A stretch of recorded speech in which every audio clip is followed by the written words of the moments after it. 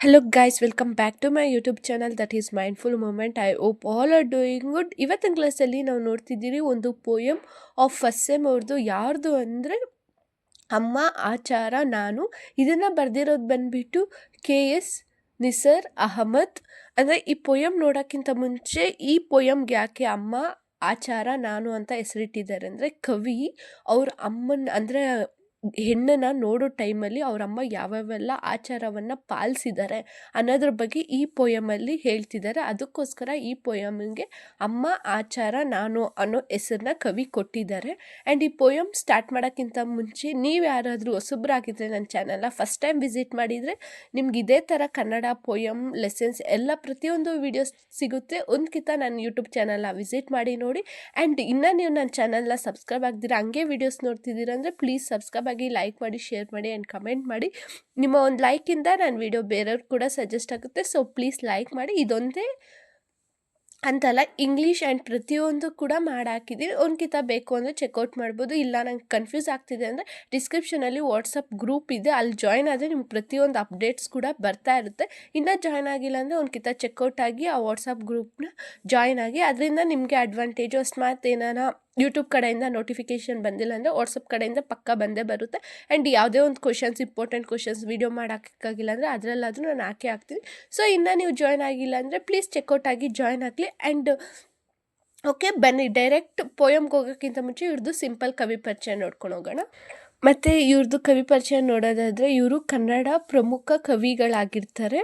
And ಇವರು February 5, 1936 ದೇವನಹಳ್ಳಿಯಲ್ಲಿ ಇವರು ಜನನವನ್ನು ಹೊಂದಿರ್ತಾರೆ. ಮತ್ತು ಇವ್ರದ್ದು ಕವನ ಸಂಕಲನಗಳನ್ನ ನೋಡೋದಾದರೆ ಮನಸ್ಸರು, ಗಾಂಧಿ ಬಜಾರು, ಸಂಜೆ ಒಯ್ದರ ಮಳೆ, ನೆನೆದವರ ಮನದಲ್ಲಿ ಮುಂತಾದ ಕವನ ಸಂಕಲನಗಳನ್ನ ರಚನೆ ಮಾಡಿರ್ತಾರೆ. ಮತ್ತು ಇವ್ರಿಗೆ ಪ್ರಶಸ್ತಿ ಕೂಡ ಲಭಿಸಿದೆ. ಯಾವುದು ಅಂದರೆ ಮಾಸ್ತಿ ಪ್ರಶಸ್ತಿ. ಅದು ಬಂದುಬಿಟ್ಟು 2006 ಇವ್ರಿಗೆ ಸಿಕ್ಕಿದೆ. ಮತ್ತು ಕರ್ನಾಟಕ ಸಾಹಿತ್ಯ ಅಕಾಡೆಮಿ ಪ್ರಶಸ್ತಿ, ಕೆಂಪೇಗೌಡ ಪ್ರಶಸ್ತಿ, ಪಂಪ ಪ್ರಶಸ್ತಿ ಮುಂತಾದ ಪ್ರಶಸ್ತಿಗಳು ಇವ್ರಿಗೆ ಲಭಿಸಿದೆ. ಅಂದರೆ ನಾನೊಂದು 4 ಪ್ರಶಸ್ತಿ ಹೇಳಿದ್ದೀನಿ ಅಷ್ಟೇ. ಆ್ಯಂಡ್ ಇದಾಗಿರುತ್ತೆ ಇವ್ರದ್ದು ಸಿಂಪಲ್ ಕವಿ ಪರಿಚಯ. ಯಾರ್ದು ಅಂದರೆ KS ನಿಸರ್ ಅಹಮದ್ ಅವ್ರದ್ದು. ಆ್ಯಂಡ್ ಡೈರೆಕ್ಟ್ ಪೋಯಮ್ಗೆ ಹೋಗೋಕ್ಕಿಂತ ಮುಂಚೆ ನಿಮ್ಗೇನಾದರೂ ಕನ್ನಡ ನೋಟ್ಸ್ ಬೇಕು, ಕನ್ನಡ ಮಾತ್ರ ಅಲ್ಲ ಇಂಗ್ಲೀಷ್ ಆ್ಯಂಡ್ ಬೇರೆ ಸಬ್ಜೆಕ್ಟ್ಸ್ ಯಾವುದೇ notes as per SCP notes ಬೇಕು ಅಂದರೆ ನನ್ನ ಹತ್ರ ಅವೈಲಬಲ್ ಇದೆ. ಡಿಸ್ಕ್ರಿಪ್ಷನಲ್ಲಿ ವಾಟ್ಸಪ್ ನಂಬರ್, ಇನ್ಸ್ಟಾ ಲಿಂಕ್ ಕೂಡ ಇರುತ್ತೆ. ಅಲ್ಲಿ ಬಂದು ನೀವು ಮೆಸೇಜ್ ಮಾಡಿ ನಿಮ್ಗೆ ನೋಟ್ಸ್ ಅನ್ನೋದು ಸೆಂಡ್ ಆಗುತ್ತೆ. ಬಟ್ ಅದಕ್ಕೆ ಪರ್ಟಿಕ್ಯುಲರ್ ಪೇ ನೋಟ್ ಅನ್ನೋದನ್ನು ಪೇ ಮಾಡಿದ್ರೆ ಸಾಕು. ನಿಮ್ಗೇನಾದರೂ ನೋಟ್ಸ್ ಬೇಕು ಅಂದರೆ ನೀವು ಬಂದು ಮೆಸೇಜ್ ಮಾಡಿ ನಿಮಗೆ ಸಿಗುತ್ತೆ. ಆ್ಯಂಡ್ ಓಕೆ, ಡೈರೆಕ್ಟ್ ಪೋಯಮ್ ನೋಡೋಣ ಬನ್ನಿ. ಆ್ಯಂಡ್ ಫಸ್ಟ್ ಪ್ಯಾರಾದಲ್ಲಿ ಕವಿ ಏನು ಹೇಳ್ತಾ ಬರ್ತಾರೆ ಅಂದರೆ ಈ ಪೋಯಮಲ್ಲಿ ಕವಿನೇ ಏನಾಗಿರ್ತಾರೆ ಮೇನ್ ಕ್ಯಾರೆಕ್ಟರ್, ಮತ್ತು ಅವ್ರ ತಾಯಿ ಆಗಿರ್ತಾರೆ. ಇಲ್ಲಿ ಅವ್ರ ತಾಯಿ ಮತ್ತು ಅವ್ರ ಮಗನ ನಡುವೆ ಆಗೋ ಇದನ್ನು ಈ ಪೋಯಮಲ್ಲಿ ಹೇಳ್ತಾ ಬರ್ತಾರೆ. ಫಸ್ಟ್ ಪ್ಯಾರಾದಲ್ಲಿ ಕವಿ ಏನು ಹೇಳ್ತಾ ಬರ್ತಾರೆ ಅಂದರೆ ಒಬ್ಬ ಹುಡುಗ ಅವನು ಅಂದರೆ ಯವ್ವನಕ್ಕೆ ಅಂದರೆ ವಯಸ್ಸು ಆತ ಅವ್ರ ಕುಟುಂಬದ ಮೇಲೆ ಅವನಿಗೆ ಮದುವೆ ಮಾಡೋ ಜವಾಬ್ದಾರಿ ಅನ್ನೋದು ಬರುತ್ತೆ. ಅದೇ ರೀತಿ ಲೇಖಕರಿಗೆ ಮದುವೆ ವಯಸ್ಸು ಬಂದಾಗ ಅವ್ರ ತಾಯಿ ಮದುವೆ ಮಾಡೋಕ್ಕೆ ಹೆಣ್ಣನ್ನು ಹುಡ್ಕೋಕ್ಕೆ ಪ್ರಾರಂಭ ಮಾಡ್ತಾರೆ. ಯಾವ ರೀತಿ ಅಂದರೆ ಅವ್ರಿಗೆ ಯಾವ ರೀತಿ ಬೇಕು ಅಂದರೆ ಸಂಪ್ರದಾಯವಂತಹ ಹೆಣ್ಣನ್ನು ಹುಡ್ಕೋಕ್ಕೆ ಪ್ರಾರಂಭ ಮಾಡ್ತಾರೆ. ಆಮೇಲೆ ಒಂದಲ್ಲ ಎರಡಲ್ಲ 10 ಹುಡುಗಿರನ್ನ ಸಹ ತಾಯಿ ನೋಡಿದ್ರು ಸಹ ಒಬ್ಬರನ್ನ ನೋಡಿದಾಗ ಅವಳು ಕಪ್ಪಾಗಿದ್ದಾಳೆ, ಮತ್ತೊಬ್ಬಳನ್ನ ನೋಡಿದಾಗ ರಾಕ್ಷಸಿ ಅಂತಿದ್ದಾಳೆ, ಇನ್ನೊಬ್ಬಳನ್ನ ನೋಡಿದ್ರೆ ಅಂದರೆ ಅದೇ ರೀತಿ ಕಪ್ಪಾಗಿದ್ದಾಳೆ ಮತ್ತು ತುಂಬ ಮಾತಾಡ್ತಾಳೆ, ಅವಳು ಮಾತಾಡೋ ರೀತಿ ಸರಿ ಇಲ್ಲ, ಮತ್ತು ಅವಳು ಗುಣನೇ ಇಲ್ಲ. ಇನ್ನೊಬ್ಬಳನ್ನ ನೋಡಿದ್ರೆ ಅವಳ ಕತ್ತು ಉದ್ದ ಆಗಿದೆ ಮತ್ತು ಅವಳು ಬೆದರು ಬೊಂಬೆ ಥರ ಇದ್ದಾಳೆ. ಅದೇ ರೀತಿ ತುಂಬ ಹುಡುಗಿರನ್ನ ನೋಡ್ತಾ ಏನಾಗುತ್ತೆ, ಲೇಖಕರಿಗೆ ವಯಸ್ಸಾಗ್ತಾ ಬರ್ತಾ ಇರುತ್ತೆ. ಯಾವ ಹುಡುಗಿನೂ ಸಹ ಅವರಮ್ಮ ಒಪ್ತಾನೆ ಇರಲ್ಲ. ಆಗ ಲೇಖಕರು ಮನಸ್ಸಲ್ಲೇ ಅವರಮ್ಮನ್ನ ಬೈಕೊಳಕ್ಕೆ ಪ್ರಾರಂಭ ಮಾಡ್ತಾರೆ ಅನ್ನೋದ್ರ ಬಗ್ಗೆ ಇಲ್ಲಿ ಫಸ್ಟ್ ಪ್ಯಾರಾದಲ್ಲಿ ಕವಿ ಹೇಳ್ತಾರೆ.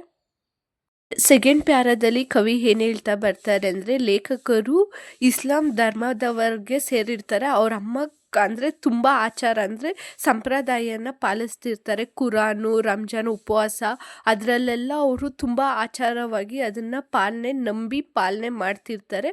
ಅಕಸ್ಮಾತ್ ಯಾರನ್ನ ಬುರ್ಖಾ ಧರಿಸದೆ ಬೀದಿಗೆ ಬಂದಾಗ ಅವರಮ್ಮ ಅವ್ರ ಬಗ್ಗೆ ತುಂಬ ಕೆಟ್ಟ ಒಪಿನಿಯನನ್ನು ಇಟ್ಕೊಂಡಿರ್ತಾರೆ. ಮತ್ತು ಜಾಸ್ತಿ ಓದಿರೋ ಹೆಣ್ಮಕ್ಳು ಆಚಾರ ವಿಚಾರ ದೇವರು ಧರ್ಮವನ್ನು ಪಾಲನೆ ಮಾಡಲ್ಲ. ಅವ್ರು ಯಾವುದನ್ನ ಸಹ ನಂಬಲ್ಲ. ಮತ್ತು ಗಂಡಸರ ಎದುರು ಮೈ ತೋರಿಸ್ಕೊಂಡು ಓಡಾಡೋ ಹೆಣ್ಣು ಮಕ್ಕಳನ್ನ ನನ್ನ ಮಗನಿಗೆ ಗಂಡನ ಮನೆಗೆ ಹೋದರೆ ಅವರು ಸಂಸಾರ ಮಾಡಲ್ಲ ಅನ್ನೋ ವಿಚಾರವನ್ನು ಹೇಳ್ತಾ ತನ್ನ ಮಗನಿಗೆ ಇಂಥ ಹೆಣ್ಣು ಮಕ್ಕಳನ್ನ ಯಾವತ್ತೂ ಸಹ ನಾನು ತರಲ್ಲ ಅನ್ನೋ ಪ್ರಾಮಿಸ್ ಮಾಡ್ತಾರೆ.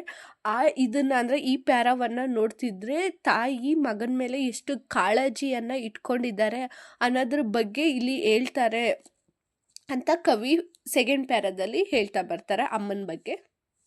ಆ್ಯಂಡ್ ಥರ್ಡ್ ಪ್ಯಾರಾದಲ್ಲಿ ಕವಿ ಏನು ಹೇಳ್ತಾ ಬರ್ತಾರೆ ಅಂದರೆ, ತಾಯಿ ಸದಾ ಬುರ್ಕನ್ನ ಧರಿಸಿರೋ ಒಂದು ಹುಡುಗಿನ ಹಳ್ಳಿಯಿಂದ ನೋಡಿ, ಅಂದರೆ ಅವಳೇನು ಓದಿರಲ್ಲ, ಹಳ್ಳಿಯಿಂದ ನೋಡಿ ಒಪ್ಪಿ ಲೇಖಕರಿಗೆ ಮದುವೆ ಆಗುವಂಥ ತಾಯಿ ಹೇಳಿದಾಗ ಲೇಖಕರು ಬೆಚ್ಚಿ ಬೀಳ್ತಾರೆ. ಅಂದರೆ ಒಂಥರ ಭಯಗೊಳ್ತಾರೆ. ಆಗ ಲೇಖಕರು ಹೇಳ್ತಾರೆ, ನಾನು ಒಂದು ಹುಡುಗಿನ ನೋಡಿದ್ದೀನಿ, ಅವಳು ಓದಿದ್ದಾಳೆ, ನಾನು ಆ ಹುಡುಗಿನೇ ಮದುವೆ ಆಗ್ತೀನಿ ಅಂದಾಗ ತಾಯಿ ಹೇಳ್ತಾಳೆ, ನೀವು ಓದಿದವ್ರ ಮನೆ ಹಾಳಾಗೋಗ ನಾನೇನು ಅಂದರೆ ಲೇಖಕರ ತಾಯಿ ಹೇಳೋದು, ನಾನೇನು ಓದ್ಕೊಂಡಿದ್ದೀನ, ಬುದ್ಧಿ ಇಲ್ಲದವನೇ ಮದುವೆಗಿಂತ ಮುಂಚೆ ಒಂದು ಹುಡುಗಿನ ನೋಡಿ ಮದುವೆ ಆಗೋದು ನಮ್ಮ ಆಚಾರ ಧರ್ಮಕ್ಕೆ ವಿರೋಧವಾದದ್ದು.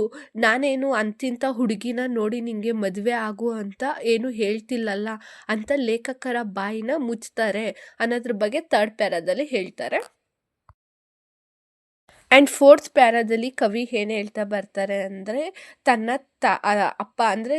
ಅಪ್ಪ ಉದಾರ ಮನಸ್ಸಿರೋರು, ತನ್ನ ಮಗ ಅವನ ಜೀವನ ಸಂಗಾತಿಯನ್ನು ಅವನೇ ಆರಿಸ್ಕೊಳ್ಳಿ, ಅವನ ಭವಿಷ್ಯ ಅವನೇ ಕಟ್ಕೊಳ್ಳಿ, ತಂದೆ ತಾಯಿ ಅಂದರು ಅವ್ರ ದಾರಿಗೆ ಯಾವತ್ತೂ ಅಡ್ಡ ಹೋಗ್ಕೂಡ್ದು ಅಂತ ಹೇಳ್ತಾ ಅವ್ರ ಹೆಂಡತಿಗೆ ಎಚ್ಚರಿಕೆಯನ್ನು ನೀಡ್ತಾ ಇರ್ತಾರೆ. ಆಗ ತಾಯಿ ಹೇಳ್ತಾಳೆ, ಏನು ಅಂದರೆ, ನೀನು ನನ್ನ ಮಾತು ಕೇಳಿಲ್ಲ ಅಂದರೆ ನಾನು ಊಟ ಅನ್ನ ಬಿಟ್ಬಿಡ್ತೀನಿ, ಮತ್ತು ನೇಣಿಗೆ ಶರಣಾಗ್ತೀನಿ, ನೇಣು ಹಾಕ್ಕೊತೀನಿ, ಇಲ್ಲ ಬೆಂಕಿಗೆ ಆಹುತಿ ಆಗ್ತೀನಿ, ಬೆಂಕಿಯಲ್ಲಿ ಆರಿಬಿಡ್ತೀನಿ, ಇಲ್ಲ ಬಾವಿಗೆ ಹಾರಿ ನಾನು ಪ್ರಾಣವನ್ನು ಬಿಡ್ತೀನಿ ಅಂತ ಪ್ರಾಣ ಭಯನ ಇಟ್ಸಾಗ ಲೇಖಕರು ಸುಮ್ಮನೆ ಆಗ್ತಾರೆ. ಅಂದರೆ ಅಲ್ಲಿ ಥರ್ಡ್ ಪ್ಯಾರಾದಲ್ಲಿ ನೋಡಿದರೆ, ನಾನು ಬೇರೆ ಹುಡುಗಿನ ಮದುವೆ ಆಗಬೇಕು, ಓದಿರೋ ಹುಡುಗಿನ ಅಂತ ಅಂದಿರ್ತಾರಲ್ಲ, ಅದನ್ನು ಬಿಟ್ಟು ಸುಮ್ಮನೆ ತೆಪ್ಪಗ ಆಗಿಬಿಡ್ತಾರೆ, ಆ ಯೋಚನೆನೇ ಬಿಟ್ಬಿಡ್ತಾರೆ.